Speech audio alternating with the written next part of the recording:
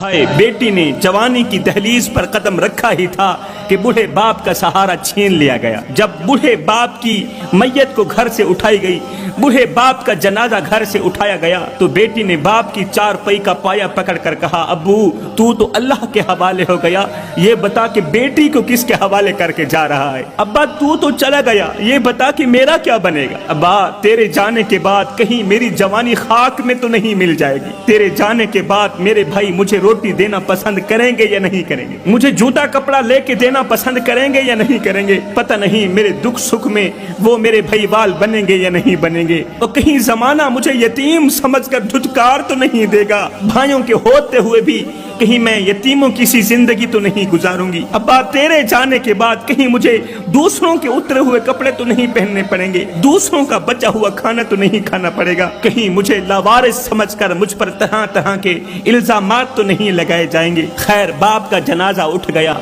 10 दिन तो भाई अपनी बहन को हौसले देते रहे, 10 दिन तो भाई अपनी बहन को हौसले देते रहे, बहन चुप कर, हम हैं ना तेरी जरूरतों को पूरा करने वाले। लेकिन 10 दिन के बाद भाई अपनी फैमिली में मसरूफ हो गए। फिर क्या हुआ, कुछ इस तरह के मसरूफ हुए, कुछ इस तरह के मसरूफ हुए कि भाइयों को ना मरा हुआ बाप याद रहा, ना बाप की जिंदा बेटी याद रही। इस तरह के मसरूफ हुए कि भाइयों ने कभी अपनी बहन से हाल तक पूछना गवारा ना किया। क्या हाल सोना मां दिलदा, कोई महरम राज ना मिलदा, लेखा विच विछोड़े रह गए, रो रो अथरू थोड़े रह गए, एक न मन्नी ओने मेरी, हाथ भी मेरे जोड़े रह गए।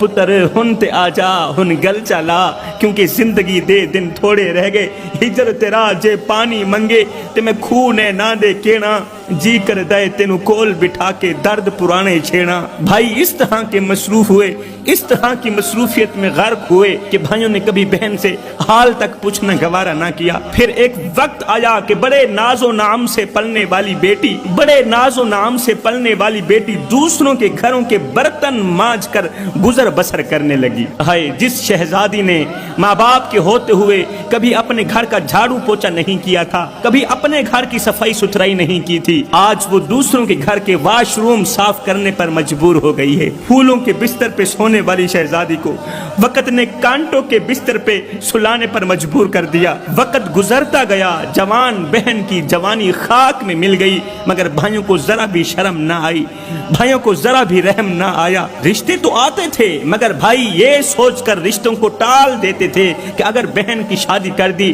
तो बाप की विरासत में से हिस्सा तो देना पड़ेगा, अगर बहन की शादी की फिर जहेज भी देना पड़ेगा, बाप की विरासत में से हिस्सा भी तो देना पड़ेगा। हाय जिंदगी के ये दुखी पल गुजरते गए। बहन दिन रात रोती थी, अल्लाह मेरे भाइयों को क्या हो गया है। जिंदगी के दुखी पल गुजरते गए। आहिस्ता आहिस्ता उस शहजादी के सर के बाल सफेद होने लगे। एक दिन आईने के सामने खड़ी होकर शहजादी बाल संवारने लगी, बाल संवारने लगी कि अचानक एक सफेद बाल पर नजर पड़ी। उस सफेद बाल को देखते ही एक बार फिर से उस लड़की को मरा हुआ बाप याद आया, मरी हुई माँ याद आई।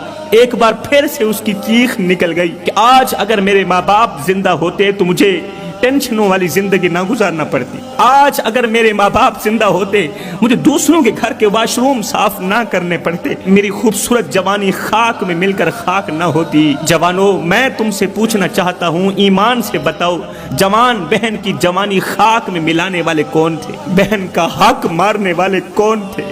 बाप की विरासत में से बहन को हिस्सा ना देने वाले कौन थे? बहन की शादी ना करने वाले कौन थे? बहन के लिए तो अच्छे अच्छे रिश्ते आते थे, मगर उन रिश्तों को टालने वाले कौन थे? हीरे जैसी बहन। फरमाया याद रखो, जो दिल एक बार टूट जाए जमाने भर की खुशियां भी उसे दोबारा जोड़ नहीं सकती।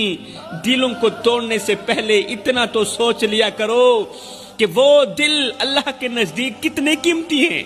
अगर तुम किसी यतीम के दिल को खुश नहीं कर सकते तो कम से कम उसे ठेस तो ना पहुंचाओ।